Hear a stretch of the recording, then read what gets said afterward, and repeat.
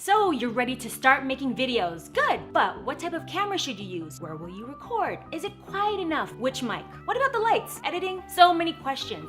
Making videos can be very intimidating, so come along and let's figure this out together one step at a time.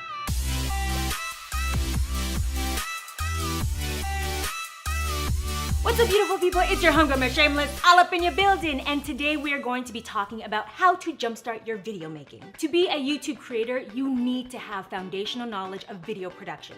Now, every creator has their own process based on their own style, their goals, so as we break this creative process down, make sure you guys keep that in mind. Some people want that glossy, high-quality video, while others are okay with something that's super fast and quick so long as they have lots of uploads. So as we go through, think to yourself, how could these tips benefit my channel? Let's get started with your number one asset, your camera. Here are two of the top camera options that we're going to be going over with you right now. A basic point-and-shoot camera and a more sophisticated DSLR. Now, if you want to know more specifics about brands, you can always check out reviews and tutorials from other YouTube creators.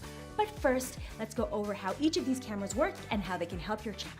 A point-and-shoot camera is going to cost you something like $400 to $700 US, and they're really simple and easy to use. They're a kind of all-in-one device that's great for frequent vlogging in almost any setting. You can get one with the reversible LCD screen as well, so you can even see your shot. Here's some actual footage from a point-and-shoot camera. You can see that even though it's a simpler camera, it still has that nice HD 1080 look, which is why so many top creators use them for their everyday videos. Now, let's compare that to a DSLR. Don't even worry what that stands for because it doesn't matter. What does matter is that you're gonna get a lot more of a cinematic look that has a nice blurry background. And because of this, a DSLR is going to be more expensive, often ranging from $500 to $2,500 US.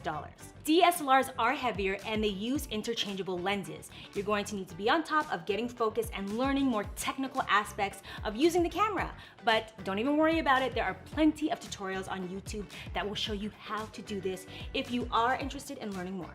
That being said, you can see the difference. Pulling focus gives you that soft focus background that comes across as very professional. Let's take a look compared to that point-and-shoot camera from before. See the difference? Now, before I move on, I'm going to throw in an honorable mention. Nowadays, a lot of people are able to use, yes, their cell phones as their cameras. Now, this isn't going to give you the same quality, but it's definitely impressive. It's a great option if you're not looking to spend lots of money on a camera and you just want to start practicing on YouTube, like right now. Let's move on to sound now. You might want to pay attention to this one because this is easily the place where most first-timers mess up.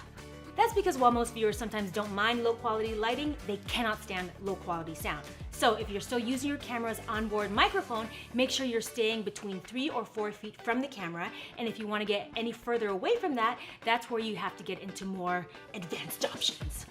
So this is a shotgun microphone. It's recording what you're actually hearing right now, and it runs you anywhere between $150 and $250 US. Now these microphones have directional recording. So whatever it's directly pointing to, it's gonna pick up.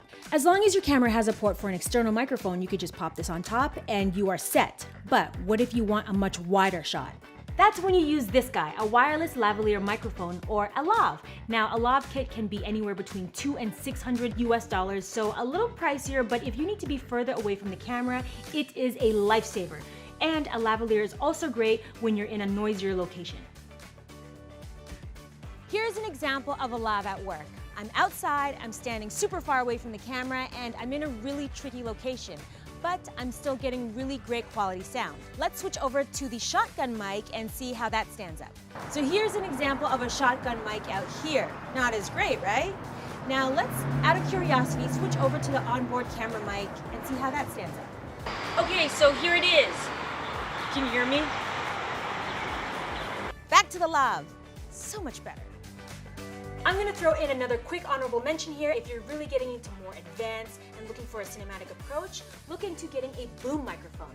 That's where someone else is actually holding a mic over your head on what's called a boom hole during shooting. It has great quality sound, and again, this is only if you're looking to bring on a bigger crew. Most creators will be good to go with either a shotgun mic or a lav that we talked about. Both work to capture your voice, but some are better than others depending on what you're shooting or where you're shooting. But again, it's all about what your specific needs are as a creator. So let's move on to lighting. This is super important because it's what's going to help you show off your most important asset, yourself.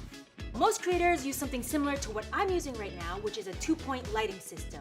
That's 2 soft boxes lighting your face. One important tip that I have, especially if you get hot easily, is to look into LED or fluorescent lights. They run from $400 to $2,000 but they stay cooler than incandescent lights. You can also try to light up the background or play around a bit, but most importantly, show off your best self. As you can see here, one of the best things about these soft boxes is that they create soft light as opposed to hard light. When it comes to your face, you always want to make sure you go with soft because it means it diffuses the light and it's more flattering. It's the same reason lamps have lampshades. Another option for soft, flattering light is a ring light. A ring light works really well to light up your whole face and give you that pop of eye light. It's basically a one-stop beauty light. Our final lighting option is not only the brightest light in existence, it's also completely free, the sun. A lot of creators just sit in front of a bright window to get that nice natural light on their face. Obviously, this has limits in terms of the time of day you can shoot, but it's still one of the easiest and cheapest options out there to get your glow on. So let's see those 3 lighting options back to back now. The soft boxes give you a really polished look, the ring light is great for beauty lighting, and the window brings an easy way to light up your face. They all work to keep you looking lit, so what's best for you and your channel? So you've made it to our last video making topic, editing. Now editing is like a puzzle. You're going to take each piece of footage and stitch them together to tell your story. It can get a little technical, but don't let that discourage you. If you're just beginning, there are a lot of great programs that are probably already on your computer right now. For example, you might already have iMovie if you're on a Mac or Windows Movie Maker if you're on a PC. Focus first on learning how to do a simple cut. That way you can cut together your favorite pieces of footage just by dragging these pieces next to each other. From there you can learn how to use transitions, music, or even effects. Once you get the basics down, you can always consider purchasing more advanced software. Some creators use editing programs like Adobe Premiere, Final Cut, or Avid, which can be anywhere between $100 and $1,000.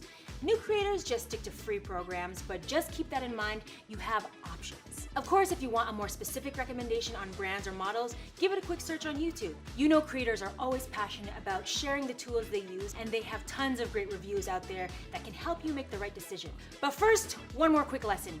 Don't wait for the perfect equipment. Start now. Practice with whatever you have and improve with each video. Okay, I hope that helps you jump into YouTube. What advice do you have for people getting started? Do you have a favorite piece of equipment you'd recommend? Let me know in the comments below and help each other out. Now that you got your equipment ready to master your production skills, check out this course on YouTube Creator Academy.